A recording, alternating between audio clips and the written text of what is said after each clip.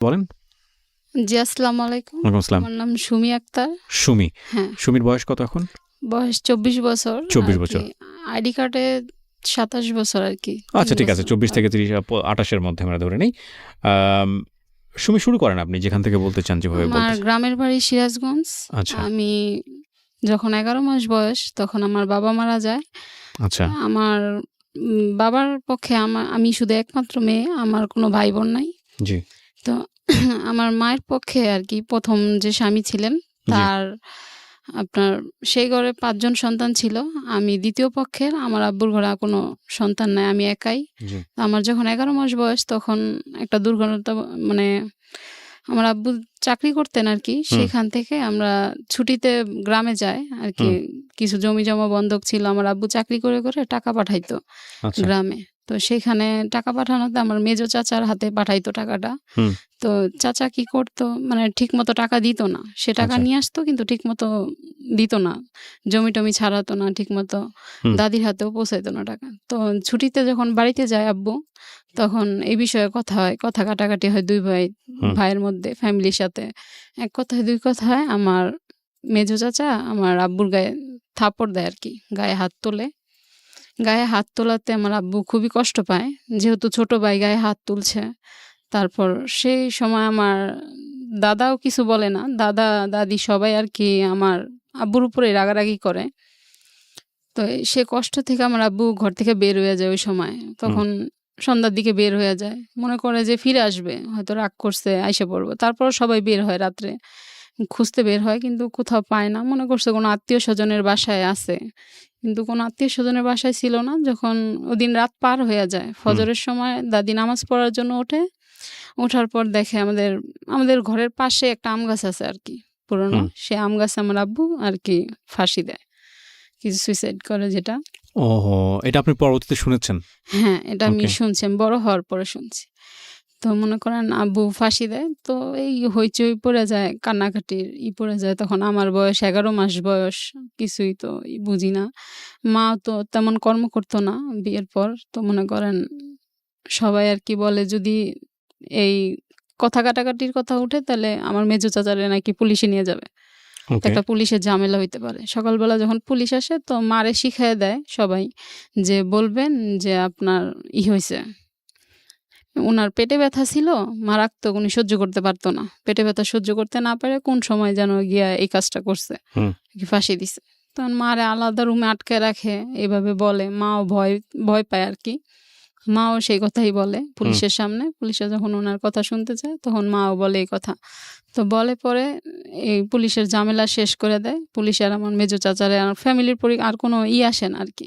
হুম, তারপর থেকে মনে করেন আমারে ওই আব্বুর ঝামেলা মিটমাট হওয়ার পর, মাটি দেওয়ার পর ১ মাসের মধ্যে আমারে আর মারে, হুম। তখন আমি তো কোলে ছিলাম, আমারে নিয়া আমাদের এই শহরে দিয়া যায় আরকি। পুরানো এক বাসা ভাড়া ছিল। এই বাসায় এসে আরকি দিয়ে যায় আমার এক দাদা, ওকে।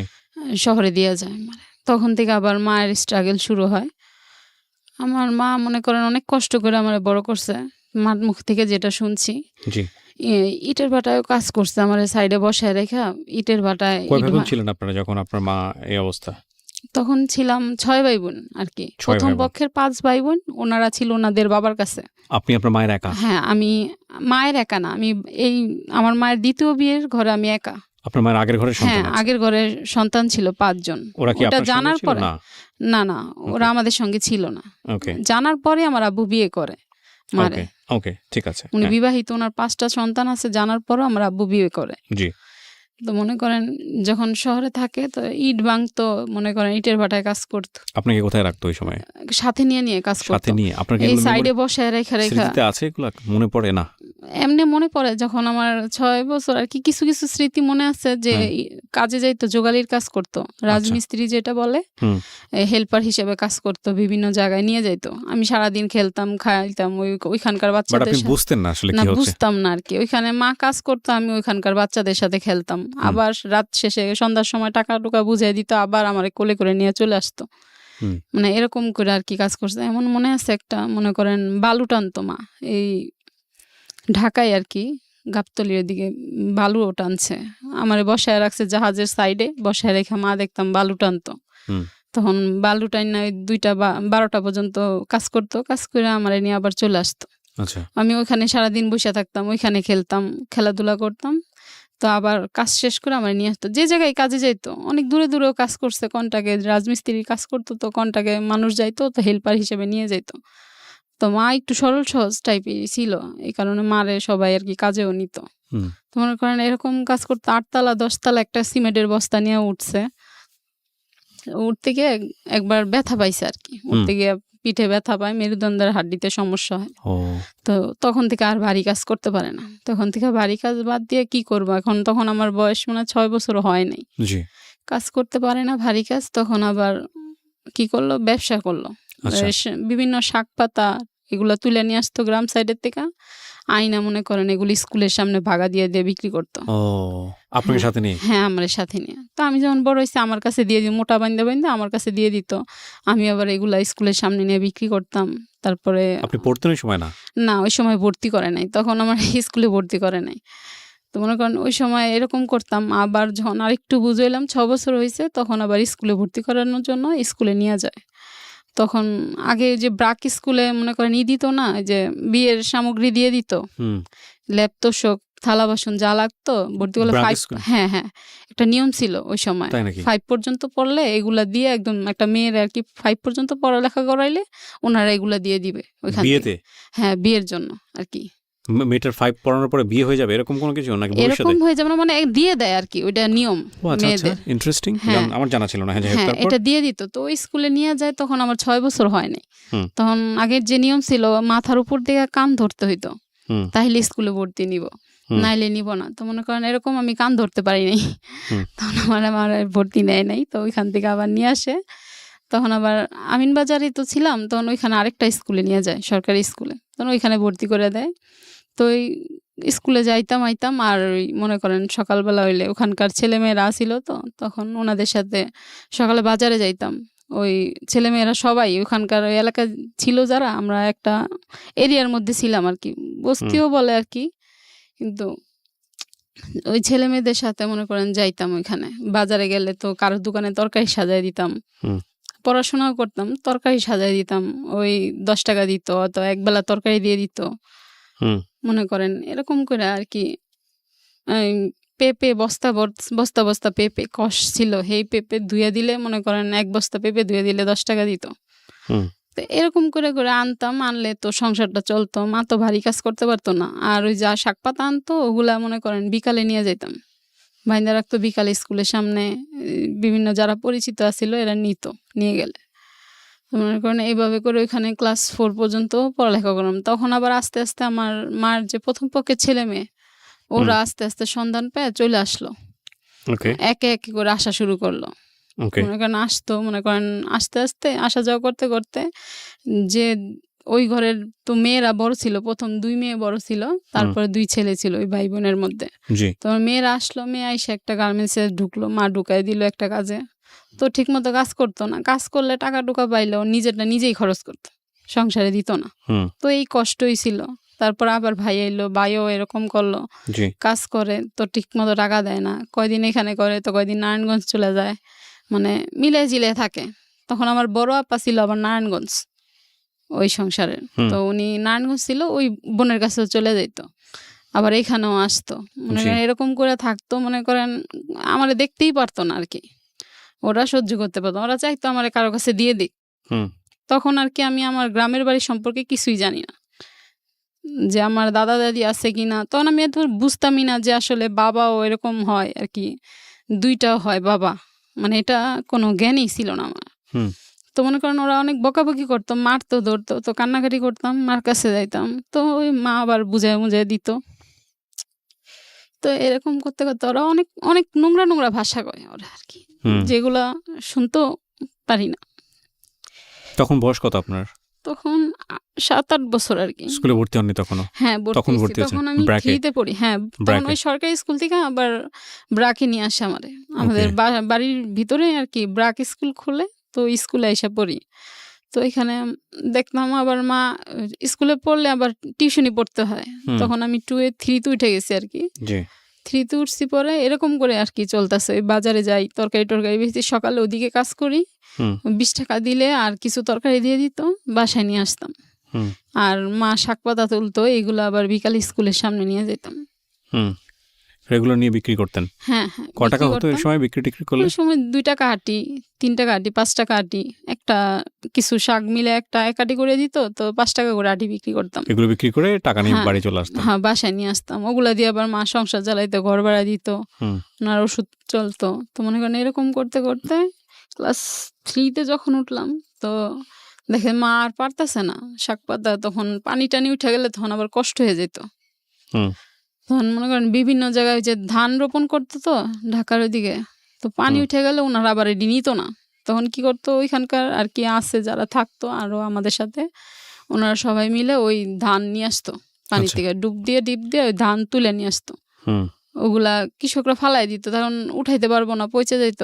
হুম ওগুলাই না ওগুলারে মনে করেন ধানগুলারে পাড়ায় টাড়ায় ওগুলারে আর কি ই করতো, খাবার উপযোগী করতো, হুম ভাঙ্গায় টাঙ্গে। এরকম করতে করতে 3তে যখন পড়ি, তখন আবার সবাই আর কি নারায়ণগঞ্জ চলে আসে, ওই ভাই বোনেরা। তখন আর একজনও ছিল না এখানে। হুম তখন বড় ভাই আর কি বিয়ে করব, তো মনে করেন বলতাছে যে এখানে নিয়ে আসবো, নারায়ণগঞ্জ নিয়ে যাইব। তো বিয়ে করব, যে মারে নিয়ে আসো, ফ্যামিলি ছাড়া তো কোনো মেয়ে দিব না, হুম দিতে চায় না। তো হ্যাঁ নিয়ে আসো, হ্যাঁ নিয়ে আসলে আমার বিয়েটা হয়ে গেলে তারপরে আল্লাহ লাগে হ্যাঁ জেনে মন চায় হেনে যাইব। হুম তো এরকম করতে করতে মনে করেন হ্যাঁ নিয়ে গেল আমাদের। প্রিয় শ্রোতপর তো এর মাঝে আবার যখন আমি স্কুলে পড়তাম, তখন মেজো বোনটা ওইখানেই থাকতো, ওইটার আবার তখন ওইখানে বিয়ে হয়েছে। তো বিয়ে হয়েছে, অনেক মানে কথায় কথায় আমার মারধর করতো, বাপের ঠিক নাই এটা সেটা নানান কথা বলতো আর কি। হুম কার মেয়ে টার মেয়ে দিয়ে আসো, এটারে পালক দিয়ে দাও, কোনো হানে দিয়ে দাও, মানে দেখতেই পারতো না ওরা মানে সহ্যই করতে পারতো না আর কি। মনে করেন যে মার কাছে থাকি আমি, সহ্য করতে পারতো না এই কষ্টে। ব্রাক স্কুলে যে পড়তাম, ম্যাডামরাও আমার খুব আদর করতো, দেখতো সামনে কত কষ্ট করি ভাই বোনের কাছ থেকে এরকম অপমান। হুম মনে করেন ওনা বললো কি তাহলে আমার কাছে দিয়ে দাও একটা ম্যাডাম। তো ওই ম্যাডামের কাছে দিল, বলে যে আমি ওর পড়ালেখা চালাবো, ও আমার কাছে থাকবো, আমার টুকিটাকি কাজকর্ম করে দিব। হুম তো দিল ম্যাডামের কাছে। তো এখানে আবার কাছাকাছি, তো মারে ছাড়া থাকতে পারতাম না, অল্প বয়স ছিল 8 বছর, বুঝতাম না, থাকতে চাইতাম না, আবার চলে আসতাম, বাসায় এসে পড়তাম। তো এরকম করে আবার ঝগড়াঝাটি করতো, আবার বোনে গায়ে হাত তুলতো, দেখতাম মা অনেক কষ্ট পাইতো, কান্নাকাটি করতো মাঠের মধ্যে ঘুরে ঘুরে। হুম তো এই কইরা কইরা মনে করেন আবার একখানে দিয়ে দিল মানে ওই এলাকারই পরিচিত একজন। তো বললো আমার মেয়ের বাড়ি লোক লাগবো, তো তোমার মেয়েটারে দিয়ে দাও। হুম তো সে ওনার মেয়ের বাড়ি আমার দিয়ে দিল। তো সেখানে ছিলাম 3 মাস, মারে ছাড়া মনে করেন থাকতে পারি না, ছোট ছিলাম, হুম কাজকর্ম এত বুঝতাম না। তো 3 মাস থাকার পরে মা বলল থাক, আবার নিয়ে আইছে যে হুম আমার ও থাকুক, আর আমার কাছেই থাকুক। তা আবার নিয়ে আইছে ওই বাসা থেকে, আনছে পরে আবার ওনারা এখানেই থাকলাম। থাকতে থাকতে মনে করেন এই কাজকর্ম করতাম। পরে 3 থেকে 4-এ উঠবো, ফাইনাল পরীক্ষার আগে, তখন আবার নারায়ণগঞ্জ নিয়ে আইসে আমার বড় বোন। বললো কি যে নারায়ণগঞ্জ আইসা বড়, হ্যাঁ আমার বড় ভাইরা আর কি বিয়ে করাইবো, তো এর লিগা নিয়ে আইসে, একটা পরিবার আর কি দরকার, ব্যাচেলার থাকতো তখন, কেউ তো মেয়ে দিবে না, হুম তখন একটা ফ্যামিলি হইলে তো না মেয়ে দিব। তখন নিয়ে আসলো, তখন মা বলতেছে নিয়ে আসবে, এই সময় তোরে নিয়ে আসা যাবো না, আর পরীক্ষা সামনে 4-এ উঠবো, এখন নিয়ে আইতে পারবো না। কয় তোমার মেয়ের পড়ান লাগবো কি লিগে, এখন পড়ানোর দরকার নেই, পড়ায় কি করবা। তো বলতো ওরা কোনো সময় চাইতো না যে আমি পড়ালেখা করি, ও এটা সহ্য হইতো না, হুম ওরা ঠিক মতো পড়ালেখা করতে পারে নাই, এখন চায় না যে আমিও পড়ালেখা করি। তো তারপরও মা বলছে যে যদি ওরা স্কুলে ভর্তি করো তাইলে নিয়ে যাবো, আর নাইলে নিয়ে যাবো না। তারপরে মারে বলে যে ঠিক আছে, তুমি যখন না ভর্তি করলে আইবা না, তাহলে ওরে ভর্তি করে দিই আমি স্কুলে। তো হুম এখানে নিয়ে এসে নারায়ণগঞ্জ যাই না, আবার স্কুলে ভর্তি করে দেয় ক্লাস 4-এ। ওকে 4-এ ভর্তি করে। তো 4-এ থেকে মনে করেন ওনাদের সমস্ত পারফরমেন্স যা আর কি সবই করছি, যে যা বলতো তাই করতাম। ওকে মনে করেন ভয় পাইতাম প্রচুর, ভাইয়ারে আপারে সবাই আর কি ভয় পেয়ে চলতাম অনেক, যা বলতো তাই করতাম, যে না বললে তো উল্টাপাল্টা কথা বলবে, বাসা Right. থেকে বের করে দিবে। রাইট তো বাসা থেকেও বের করে দিছে কয়েকবার। মেজোটা আবার কি করতো, এই ঢাকা থেকে যখন নারায়ণগঞ্জ যাইতো, ও গিয়ে শুরু করে দিত, আচ্ছা সুখে থাকবো, মানে ওর দেখতেই পারতো না আমারে, মানে টর্চার শুরু করে দিত, আর বের করে দাও এটা সেটা। কয়েকদিন মারছেও গিয়া, ওইখানে গেছে পরে মারছে, গায়ে হাত তুলছে, হুম। কাপড় চোপড় ধুইরা বাসা থেকে বের করে দিছে, জেনে মন চাই না চলে যাও। হুম। তা আমি আবার কাপড় চোপড় নিয়ে আপার কাছে চলে যাই, বড়টার কাছে গিয়ে বিচার দিই যে এমন এমন এমন করে আমার বাসা থেকে বের করে দিছে। হুম। পরে বড়টা আবার কয় ঠিক আছে তুই দেখি কি করে। তো বাইয়া হে পরে আবার বুঝায় বাইর লোকে পাঠায় দেয়। তো যাই, তো এটা এরকম যখনই যায় তখনই এরকম ঝগড়াঝাটি করে। তো এদিক দিয়ে পড়ালেখার খরচ ক্লাস 4-এ ভর্তি করে দিছে ঠিক, কিন্তু বেতন টেতন দিতে চায় না। বেতন চাইলে দিতে চায় না। মনে করেন একটা বই লাগবো কিনে দিতে চাইবো না, একটা ব্যাগ লাগবো কিনে দিব না, এক সেট জামা কাপড় কিনে দিব না। বড় বোনের জামা ইডি আমার পড়তে হইতো। আমার 9 বছর 10 বছর বয়স, এত বড় মানুষের 3 পিস, এই পুরান 3 পিস এগুলো আমার দিয়ে দিত, তুই এগুলা পর। মনে করেন তারপরেও ভাই আছে না এক্সট্রা খরচ আছে না একটা, পোশাক আশাক এগুলো কিনে দিব না। গাইড লাগতো, বই লাগতো, টিউশনি করলে বেতন দিতে হবে, দিব না। তো হিন্দু একটা ম্যাডামের কাছে পড়তাম, ম্যাডামটাও বুঝতো যে না এমন কষ্ট করে ওর মাও, তো কই থেকে দিব। তো ম্যাডামটা অনেক সময় বেতন নিত, অনেক সময় নিত না। তো মা আবার কি করতো, কোনো সময় যা পারতো ম্যাডামটা দিত, ম্যাডামে কোনো সময় করতো না, কিন্তু দিয়া ওইখানে 4-এ পড়ি, 5-এ উঠবো, ওই সময় আবার বড় ভাইরে বিয়ে করায়, মেয়ে দেখে বিয়ে করায়। বিয়ের পরে মনে করেন শুরু হয় আরেক ঝামেলা। সে ঝামেলা যেমন আমি মা, তো ওনারা আবার মিথ্যা কথা বলে বিয়ে করায় যে সংসারে মা আছে, কিন্তু আমি যে আমার বোন বলে পরিচয় দেয় না, বলে এটা মা অসুস্থ, তো মারে দেখাশোনা করার লেগে মেয়েরে নিয়ে আইসি। বিয়েটা মানে মেয়ে দেখতে গেছে, সবাই চলে গেছে, বোনের ফ্যামিলি গেছে, বোনের শ্বশুর বাড়ির ফ্যামিলি গেছে, ভাই গেছে, মার কথা পরিচয় দিচ্ছে না, আমার পরিচয় দেয়নি। ওখানে বলে আমি নাকি মানে আমার পালক নিয়ে আসছে, পালতে নিয়ে আসছে, মার দেখশন করার লেগে আমার আনছে। তখন যে পরিবারের সাথে বিয়ে, ওনারা তো মনে হচ্ছে ওরা দেখতে আনছে, আবার পড়ালেখা করাইবো কি লিগা। বিয়ের পর ভাইয়ের বউ বলতেছে যে ওরে কি এর পড়ালেখা করাইবে, আর পড়ালেখা করানো লাগবে না, ওরে পড়ালেখা করাইলে আমারও পড়ালেখা করাই দিও। ভাইয়ের ওয়াইফ আর কি বলে, তো মনে করেন বলেন তারপর ওরে পড়ালেখা করাইলে আমারও পড়ালেখা, আমার বই খাতা এগুলা কি করতো, ছুঁড়ে ছুঁড়ে ফালাই দিত স্টোরুমে। ফালাই দিয়ে দিয়ে যদি আমি খুঁজে না পাইতাম, তো ভাইয়ের কাছে এটা সেটা বললাম, মার খাওয়াইতো। তো ভাইয়া আবার চিলাচিলি করতো, আইনে দিত না, একটা গাইড লাগবে কিংবা বই লাগবে, এগুলা কোনো সময় আইনে দিতে চাইতো না। তো বলতে বলতে বলতে বলতে একটা নিয়ে আসবে এরকম। তো টিউশনের ফি তখন ছিল 200 টাকা, 200 টাকা করে ম্যাডামের কাছে 300 টাকা করে পড়তাম। তো 300 টাকাও দিতে চাইতো না। ভাইয়ের ওয়াইফ বলতো কি 300 টাকা করে দিবা, আমার ভবিষ্যৎ নাই, মানে ওনাদের ভবিষ্যতের কথা চিন্তা করে আমার টিউশনি পড়াটাও বন্ধ করে দিছে। তো স্কুলে তখন 5 পাস করি। তো 5 পাস করার পরে আবার একটা হাই স্কুলে আর কি করি, ভর্তি পরীক্ষা দিব। ভর্তি পরীক্ষার কোচিং করতে হয়। কোচিং করার জন্য মনে করেন কিছু টাকা লাগবে, 500 টাকা মনে হয়, মানে 1 মাস কোচিং করাবে 500 টাকা। তো এই টাকাটাও দিতে চায়নি। তখন আমার বড় দুলাভাই যে বলতেছে পড়ালেখা যেহেতু করাইবা দেও, সমস্যা কি, দিলে তো বিফলে যাব। তো কে আর রাজি হয় না, দিব না, ভর্তিই করবো না আমারে। তারপর আমার বড় দুলাভাই বলে যে থাক, উনি আবার ভালো মানুষ ছিল, উনি বলে যে থাক আমি দিতেছি, পরে দিয়ে দিব না। আমার ভাই পরে ভাইই দিছে অবশ্য, পরে নিয়ে নিছে, প্রথম দিতে চায় নাই, পরে ভর্তি করে দিছে স্কুল, হাই স্কুলে ভর্তি করছে। ক্লাস 6-এ যখন পড়ালেখা করি, তখন মনে করেন এরকম সংসারে প্রতিদিন একটা না একটা আপনার সংসারটা তখন কিভাবে চলতেছিল? ক্লাস 5-এ যখন পড়েন, আপনার ভাইরা কি কোনো সাপোর্ট দিত? হ্যাঁ, তখন ওই যে বড় ভাইয়ের কাছে চলে যাই। বড় ভাই যে চাকরি করতো ওইটার উপরেই চলতো সংসার, ওইটার বড় ভাই চালাইতো। তখন আর আমি কোনো কাজ টাজ করি না, ওইখানে গিয়ে পড়ালেখা করি, এমনি সংসারের কাজকর্ম টুকটাক বাজার টাজার করা এগুলো আমার দিয়ে করাইতো। আচ্ছা আচ্ছা, হ্যাঁ, এগুলো আমি করতাম। সকালে বাজার করা, বাজার টাজার করে দিয়ে তারপরে স্কুলে যেতাম। এরকম কইরা এই 6-এ পড়তেছি, প্রতিদিন একটার পর একটা সমস্যা থাকে। মনে হয় না আজকে মার সাথে লাগছে, তো এইটা হইছে এইটা হইছে, নাই কথা নিয়ে ঝগড়াঝাটি অশান্তি লেগেই ছিল সংসার, একটার পর একটা সমস্যা ছিলই। তো এই সমস্যা থেকে মনে করেন 1 দিন 2 দিন 3 দিন, তো মা আবার সহ্য করতে পারে নাই। এই একটা রুম, 2টা রুমই ছিল, কিন্তু এক রুমে ওনারা হাজব্যান্ড ওয়াইফ ছিল, আমার ভাই, ভাইয়ের বউ, আর নিচে আমরা শুইতাম, নিচে ফ্লোরে বিছানা করে মা আর আমি শুইতাম। তো মনে করেন আরেকটা রুম ছিল মাঝখানে, যে রুম নিত ডাইনিং রুমটার মধ্যে এই সাবলেট ছিল, তো ডাইনিং রুম আর এক রুম ইউজ করতাম আমরা, আর আরেক রুম আরেকজনের ভাড়া দেওয়া ছিল। জি। তো মাঝখানের রুমে আবার মামা ছিল, একটা মামা আর কি, আমার বড় বোনের ননাসের ছেলে। হুম। ওই মামা থাকতো, থেকে চাকরি করতো। ওই মামা 2 জন থাকতো ওই জায়গায়, আর আমরা ফ্লোরে শুইতাম। হুম। তো প্রতিদিন একটা না একটা ঝামেলা, মনে করেন ঘুম থেকে উঠার আগে চিল্লাচিল্লি, ঝগড়াঝাটি, হ্যাঁ হাজবেন্ড ওয়াইফ লেগে যেত ঝগড়া। হুম। তোকে তো মার লেগে অশান্তি লাগছে, তোকে তো ওর লেগে ঝগড়া লাগছে, হের লেগে ঝগড়া লাগছে, হুদাই নাই কথায় ঝগড়া শুরু হয়ে যেত। হুম। তো মা 1 দিন 2 দিন কষ্ট সহ্য না করতে পারে, মা চলে যায় বাসা থেকে, কিছু কাপড় চোপড় নিয়ে মা বের হয়ে যায়। ঝগড়াঝাটি অশান্তি দেখে আর থাকতে পারে না, মা চলে যায়। পরে আমি ছিলাম, মা গিয়ে অন্য একটা বাসা নেয়, ছোট বাসা নিয়ে। তখন কি করব, বাসা নিলে তো হবে না, ভাড়া আছে, খাওয়া দাওয়া আছে, একজন মানুষ, তখন আবার কিস্তি তোলে হুম। আর কি। একজনের থেকে পরামর্শ নিয়ে 10,000 টাকা কিস্তি তুলে কিছু কাপড় উঠায়, কাপড় জি। চোপড়ের ব্যবসা করে আর কি। তো কাপড় চোপড়ের ব্যবসা করে, তখন আমি তো মার ছাড়া থাকতে পারি না, তখন আমিও কি করি, আমিও চলে যাই মার কাছে। মা একা একা থাকবো, আমিও মার কাছে চলে যাই, ভাইয়ের সংসারের দিকে যাই, এই মার কাছে থাকতে থাকি।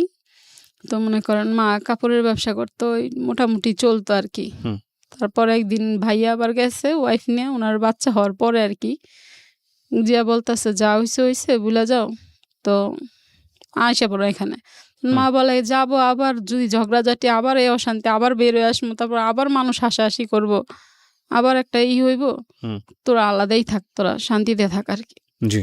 তখন আলা ভাই বলে, তো শান্তিতে যখন থাকবো, তো তোমারে মাসে 2,000 টাকা করে টাকা দিব কিছু। তখন ভাই আবার নিজে ব্যবসা দেয়, ওর ব্যবসাটা ভালো চলতেছিল ভাইয়ের, তখন 2,000 টাকা করে মাসে দিত ভাই আর কি। ঘর ভাড়াটা আর কি ভাই দিত, আর বাকি খাওয়াবার মা চালাইতো।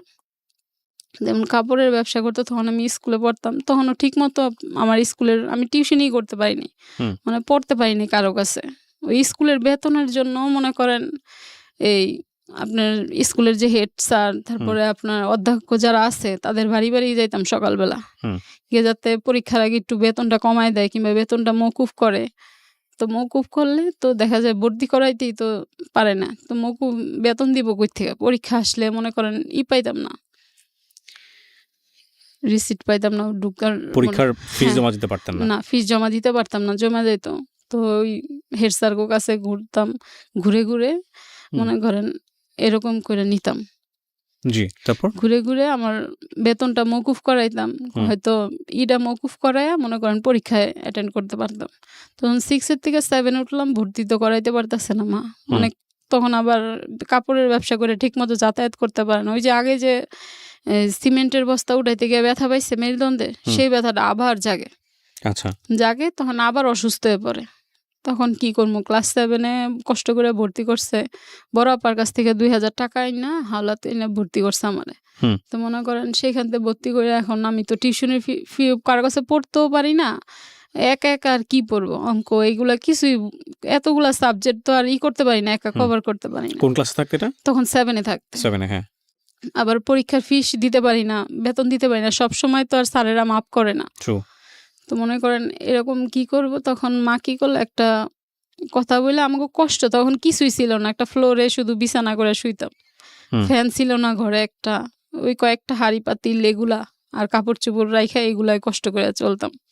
এই গরমের মধ্যে পাশের রুমে হিন্দু মহিলা, উনার ঘরে বসে থাকতাম, উনি কখন কাজ থেকে আসবে, কাজ থেকে আসলে খাওয়া দাওয়া করে উনার ঘরে ফ্লোরে গিয়ে শুয়ে থাকতাম, গরমে ঘরেও থাকতে পারতাম না। তখন কি করবো, মা ওনারাও কষ্ট দেখতো, এত কষ্ট করি, মা অনেক অসুস্থ হয়ে পড়ে তখন। তো অসুস্থ হওয়ার পরে তখন ডাক্তারের কাছেও তো নিব, এত টাকাও তো নাই, ভাইয়াও কিছু বলে না, আরে বললে আমি কই পাবো, তোমার আর ছেলে মেয়ে নাই, হ্যাঁ একটা বললে আরো 1,000টা শোনায় দেয়, হ্যাঁ যে 2,000 টাকা দিত সেটাও অনেক কথা শোনায় দিত, তারপরও দিত, সে দিত, কিন্তু আর কোনো কেউ দিত না, আরও যে ভাই আছে একটা, এও দিত না কোনো সময়। মনে করেন এরকম করতে অনেক অসুস্থ হয়ে পড়ে। পরে আমি কি করি, একটা হুঁশিয়ারিতে আর কি, ছোট হুঁশিয়ারিতে জব নেই হেল্পার হিসেবে, তখন 3,000 টাকা আর কি স্যালারির মধ্যে জব নেই। তো আমার এদিকে স্কুল, তো আমি যেইখানে কাজে লাগাই দেয় একজন আন্টি, ওনারে বলছি যে আমার তো স্কুল আছে, আমি অন্তত পড়তে চাই, আমি এসএসসি পাসটা তো করবো। তো মনে করেন উনি নিয়ে দেয়, ওই ভাইয়াদের সাথে কথা বলি, যে মালিক ওনার দুইজনের সাথে কথা বলি যে ভাই আমার তো স্কুল আছে, আমি সকালে 11টায় স্কুল ছুটি হইব, আর 11টায় ছুটি হইলে 12টায় ছুটি হয় আর কি, 12টায় ছুটি হলে আমি দুপুরের পরে এসে কাজ করবো। তো ওনারা রাজি হয়েছে, বলছে আচ্ছা ঠিক আছে পড়ালেখা করো, গরিব মানুষ, ওনারা মানে। মানে পরে আমি এরকম করে 2-2.5 মাস পড়ালেখা করি আর কি। হুম। সপ্তাহে 2 দিন দিত আর কি আসতে। 2 দিন আর কি ছুটি দিত 12টা পর্যন্ত। ওই 2 দিন 12টা পর্যন্ত মনে করেন স্কুলে থাকতাম, ক্লাস করতাম। ক্লাস করার পর আবার যাইতাম কাজে। হুম। 1টা বাজে খাওয়া-দাওয়া করে 2টার মধ্যে ফ্যাক্টরিতে থাকতাম। জি। তো এরকম করে 2.5 মাসের মতো কাজ করি। তারপর আমার ফাইনাল পরীক্ষা শুরু হয়ে যায় 7 এর। তো ফাইনাল পরীক্ষার জন্য মা আবার বলে, "থাক, এখন আর পরীক্ষাটা দিয়ে ফেলা একবারে।" তখন আবার পরীক্ষা দেওয়ার জন্য কাজ ছাড়াই আসা পড়ি। কাজ ছাইড়া এসে পড়ি। তা আইসা মনে করেন এই পরীক্ষাটা দেই। পরীক্ষা দিয়ে যখন 8 এ উঠবো, তখন আবার ওই একই সমস্যা। জি। টাকা নাই, কোথা থেকে ভর্তি করব? এই সমস্যা। তো পড়তাম ওখানে ভালো স্কুলে, হাই স্কুলে, নামকরা গার্লস হাই স্কুল। তো ওইটার মধ্যে মনে করেন এখন তো ভর্তি করতে পারতাছে না আমারে। তখন কি করব? ভর্তি হইতে পারি না, এমন কান্নাকাটি করতাছি, আমার ভর্তি করবা না, আমি পড়ালেখা করমু। তো বুঝাই তো টাকা পয়সা নাই, কি করবা? তোমার কেমনে ভর্তি করাম? হুম। তা আবার কাজে ঢুকলাম আরেকজনের সাথে। তখন আপনি কোন ক্লাসে? তখন 8 এ আর কি। ওকে। হুম। এই কাজে ঢোকা বলতে কি ধরনের কাজ? তো হুঁশিয়ারি আর কি, মিনি গার্মেন্টস বলে আর মিনি কি। গার্মেন্টস দেশি মাল, যে দেশি। এত ছোট বাচ্চাদেরকে ভর্তি নিত? হ্যাঁ, ওইখানে ওই যে স্যালারি কম দিত, 3,000 টাকা, হুম। 2,500 টাকা বেতন দিয়া রাখতো আর কি। হেল্পারি করতাম, সুতা কাটতাম। হুম। তো ওই একটু চাটা বানায় দিতাম, এগুলা করতাম। ফ্লোর ঝাড়ু-টাড়ু দিয়ে দিতাম। প্রিয় স্যার। এইটা উঠার পরে তো ঠিকমতো স্কুলেই যাইতে পারিনি, ভর্তি করায় নাই। তখন হুম। কি করবো, কান্নাকাটি করি। তো একজনের সাথে ধরে, আরেকটা আপু আছিল আমাদের সাথে, ও কাজ করতো। তো বললো, আমি নিয়ে কাজের ঢুকাই দিই তোমারে, দেখি। তখন আমি আবার একটু লম্বা-চূড়া দেখতেছিলাম, লম্বা-চূড়াই ছিলাম। বুঝা যাইত না যে লম্বা-চূড়া হইছি, তো বুঝা যাইত না। একেবারে অল্প বয়স, 13 বছর বয়স, বুঝা যায় নাই। হুম। তো নিয়ে যায় কাজে, অন্যজনের আইডি কার্ড মানে জন্ম নিবন্ধন দিয়ে আমারে নিয়ে যায় একটা গার্মেন্টসে। নিয়ে যায়, পরে গার্মেন্টসের গেটে দাঁড়ায়, ভিতরে নেয়। কিন্তু নেওয়ার পর ওনারা বুঝা যায় আমার যে অল্প বয়স, সেটা বুঝতে পারে। স্বাভাবিক। তখন এখন পিএম স্যার বলতেছে যে গার্মেন্টসের যে নিতে আসছে, যার ফ্লোরে, পিএম বলতেছে মেয়ের তো অল্প বয়স, এর কিভাবে নিব? তখন ওই আপুটা আবার বলে, স্যার কিছু বললেন না, গরিব মানুষ, থাক, দেখেন যদি কোনোভাবে নিতে পারেন তো সংসারটা চলবো। তো মনে করেন ওই স্যারে নিয়ে যায়, নিয়ে উপরে যায় আর বলে যে, তুমি তো অল্প বয়স, সবার সামনে বললাম না, তুমি তো আমার মেয়ের থেকেও ছোট বয়স হবা, তোমারে তো এখন কাজে কেমনে রাখবো? তুমি তো কাজ করতে পারবা না, হুম। বুঝবা না কিভাবে কি কাজ করতে হয় গার্মেন্টসে। তারপরও রাখে স্যারে, কিছুদিন ওখানে চাকরি করি। তো বাইরে আসলে আবার আমাকে এলাও করতো না, হ্যাঁ, লুকায় ফেলতো। লুকায় ফেলতো। তো এরকম করে কয়েক মাস চাকরি করার পর ওখান থেকেও কাজ ছাইড়া দিই। কাজ ছাইড়া দিয়ে মনে করেন আবার আইসা পড়ি। তো আইসা অন্য আরেকটা জায়গায় কাজ নেই। কাজ করতে করতে তো আমার স্যার দেখলো। স্যার বলতেছে যে প্রাইমারি স্কুলের স্যার আর কি। উনি হুম। আবার অনেক আদর করতো। তো উনি আবার একদিন রাস্তায় দেখা হইলো, তুমি কি পড়াশোনা করো না? তো আমি বললাম যে, না স্যার, আমি তো পড়াশোনা করি না। পড়াশোনা করতে পারতেছি না, এরকম এরকম সমস্যা। বলে, তো কি করবা? এসএসসি পাসটা তো করবা। তখন কি করলো যে উনি একটা দিল আর কি, সমাধান দিল যে তোমারে উন্মুক্তে ভর্তি করে দিই। অন্তত এসএসসি পাসটা করো উন্মুক্ত থেকে। কাজও করবা, শুক্রবার ক্লাসও করবা। জি। পর স্যারের কথা শুনে স্যারের বললাম, তা স্যার আপনি একটু আমারে ভর্তি করে দেন, আমি কাজটা করি দেন। তখন আমার আরেকটা ফ্যাক্টরিতে কাজ নেই আমি। সেখানে হেল্পারিতে কাজ করতে থাকি। তখন ওই স্যারে আমার উন্মুক্ততে ভর্তি করে দেয়। সারা সপ্তাহ কাজ করতাম। শুক্রবার হলে মনে করেন স্কুলে যাইতাম, ওই স্কুলে যাইতাম, ক্লাস করতাম। এই পুরো সপ্তাহ, এমনও সপ্তাহ নাইট-টাইট করছি। যেমন কালকে আমার পরীক্ষা, শুক্রবার। কালকে পরীক্ষা, আজকে 12টা পর্যন্ত কাজ করছি। কাজ করে তারপরে বাসায় গিয়ে আমার পরীক্ষা দিতে হইছে পরের দিন। ছুটি দিতে চাইতো না কমপ্লেক্স ফ্যাক্টরি। হুম। মনে করেন বললেও হইতো না। তারপরও বইলা-টইলা শুক্রবার বন্ধ নিতাম। অনেক সময় কাজের চাপের কারণে শুক্রবারও খোলা রাখে ফ্যাক্টরিগুলা। তো বইলা-টইলা যাইতাম পরীক্ষার কথা বইলা। তারপরে ছুটি দিত। মনে করেন আজকে 12টা পর্যন্ত কাজ করছি, কালকে আমার পরীক্ষা। এর বাসায় গিয়ে রাত জেগে পড়তে হইতো। হুম। পইড়া তারপর এরকম করে এসএসসি পরীক্ষাটা দেই। এসএসসি পরীক্ষা দেওয়ার পর ওই কলেজেই আরকি। ওই কলেজেই ভর্তি হয়ে আবার ইন্টারে ভর্তি হই ওই কলেজে। হুম। তখন আমি কাজ করি, বেতনে কাজ করে আমার সংসার চালাই। মারে নিয়ে তখন আর মা কাজ করতে পারে না। কাপড়ের ব্যবসাটা বন্ধ হয়ে যায়। অসুস্থ হওয়ার পর থেকে আর কাপড়ের বোঝা বইতে পারে না। তখন থেকে আবার আমিই সংসার চালাই। তখন থেকে এই পর্যন্ত মনে করেন এখনো আমি এই কাজ করে, করে সংসার চালাইতেছি। ইন্টার পাস করি। ইন্টার পাস করার পরে ওই গার্মেন্টসেই কাজ করি। আপনার ভাইগুলো কোথায় এখন? আছে ওইখানেই, কেউ ঢাকা থাকে, যে যার মতো আরকি দেখে না সেপারেট। কেউ না, আপনাদেরকে? না, না। আপনার সংসারের আয় হ্যাঁ দিয়ে আপনার মা চলতেছে। হ্যাঁ আমার আয় দিয়ে আর কি আমার সংসার চালাই। আপনি বিয়ে শাদী করেন নাই? না না বিয়ে শাদিও করিনি। বিয়ে শাদী কেন হয়নি, মানে এটার কারণে বিয়ে শাদী হয়নি নাকি? এই একটা কারণে মনে করেন দেখলাম যে বোনেরা যে বিয়ে হয়েছে তারাও এত হ্যাপি না, মার জীবনে এত কষ্ট, হুম মানে আমারও তো যে সুখ হইব তারও নাই। হুম তো আমারও মনে হইলো যে আমি বিয়ে করলে এমন অনেক ছেলেরা অফার দিত আর কি, কিন্তু আমি কোনো সময় এগুলোর মধ্যে যাইনি, যে হয়তো বা আমারও জীবনে এরকমই হবে এলোমেলো। যেহেতু মনে করেন মায়ের একটা আছে, তো ওই হিসেবে বাবা নাই ভাই নাই। তো আমার যখন 15 বছর বয়স, আচ্ছা 11 মাস বয়স আমার গ্রামের থেকে আমরা নিয়ে আসছে শহরে মা। হুম আর গ্রামে যায় আমার 15 বছর বয়স যখন, ভাই বোন অনেক খারাপ খারাপ কথা বলে, রাস্তার এটা সেটা হুম নানান কথা বলে, তো সহ্য হইতো না। যে বলতাম যে আমার কি কেউ নাই, তুমি আমার গ্রামে নিয়ে যাও। তো মা বলে যে আছে, কেউ থাকবো না কে, সবাই আছে, নিয়ে যাবো তোরে। তো একদিন নিয়ে যায় রাত্রে মা, এই 15 বছর আগে গেছে, আর রাস্তাঘাট এখন এতটা মনে নাই তার। তারপরও নিয়ে গেছে গ্রামে, এই ভাই বোনের কথার কারণে নিয়ে গেছে, যে তোর যে দেশে যারা আছে তোকে পরিচয় করাম, যাতে ওরা আর তোরে খারাপ কথা না বলতে পারে। 15 বছর পরে আমরা নিয়ে যাই গ্রামে। তো মনে করেন হঠাৎ যাই, তো ভুল ভুল ঠিকানায় চলে যাই। যেমন আমার দাদার নামে একটা বইলা ফেলাইছে, আরেকটা শেখের জায়গায় সরকার বইলা ফেলাইছে। তো জি ওই বাড়িতে নিয়ে যায় অন্য গ্রামে। তো ওই বাড়িতে ওনার জায়গায় রাইত হয়ে যায়। গ্রাম দেশে তো মনে করেন 6টার পরেই কেউ পাওয়া যায় না সহজে, হাটখোলায় একদম হুম সন্ধ্যা হইলেই সবাই যার যার বাড়িতে থাকে। তো একজনের জিজ্ঞেস করতে করতে এক ভাইয়া আবার শহরের থেকে আসছে গ্রামে শীতের সময়। হুম তো ওই ভাইয়ারে জিজ্ঞেস করলো যে এরকম এরকম, আমি তো ওনার বাড়িতে যাবো, ওনারে তো পাইতেছি না। উনি হুম আবার আমার আব্বার ই আমার আব্বার ফুবা লাগে আর কি, হুম দাদা হয় আমার। ওই দাদার বাসায় আর কি প্রথমে যাবে, যেহেতু আমার বাসায় প্রথমে একটা ঝামেলা করে আর কি আমার আব্বু হুম মারা গেছে, সুইসাইড করছে। জি কি পরিবেশ এটা তো আর মা জানে না, আমার নিলে মাইরেই ফেলাইবো না কি, এই ভয়ে মায়ে কখনোই যোগাযোগ করে নাই। তো ওই ফার্স্ট টাইম যে ওই দাদা আবার ভালো ছিল, ওই দাদার বাসায় যায় উঠবো, তখন যায় উঠছে এমন এক বাসায়, মনে করেন যায় দেখে তো এটা তো আমার যে দাদা আর কাছে যাবো ওই দাদা না। তখন তারপর ওনারা অনেক ভালো, ওনারা দুইজনই মারা গেছেন, আল্লাহ ওনাদের জান্নাত নসিব করুক। মনে করেন ওই দাদার কাছে নিয়ে গেছে, ওই দাদা বলতেছে যে আচ্ছা ঠিক আছে, যে যারে তুমি খুঁজতেছো, হ্যাঁ রে, যেহেতু পাইতেছো না, তুমি আমার বাসায় থাকো, যে কয়দিন লাগে থাকতে থাকো, তোমার আমি বিশ্রাই দিব, হুম তোমার যে আত্মীয়র বাসা হাতে পৌঁছায় দিব আমি। তখন ওইখানেই থাকি, ভয়ে ভয়ে ছিলাম যে কোথায় আইলাম, মানে শহরে এত বছর শহরেই বড় হয়েছি, হঠাৎ গ্রামে গেছি, তারপর অপরিচিত মানুষের হাতে পড়ছি, হুম মাইরেই ফেলায় নাকি। তো মনে করেন তারা থাকতে দিল, খাওয়া দাওয়া করাইলো। হুম পরের দিন সকালবেলা গ্রামের মানুষ তো সকালে নামাজ পড়তে গেছে মসজিদে, বলছে যে ওমন ঢাকা থেকে মেহমান আইছে, এর নামে খুঁজতেছে, আমার ওই দাদার নাম বললো, এই নামে খুঁজতেছে। কারণ কার আত্মীয় তো এটা তো জানি না, আমার বাসায় আছে, যার আত্মীয় সবাইরে বলে দেন, এলাকার মধ্যে সবাইরে বলছে। হুম ওনার ছেলে আবার 4 দোকানে গিয়ে বলছে।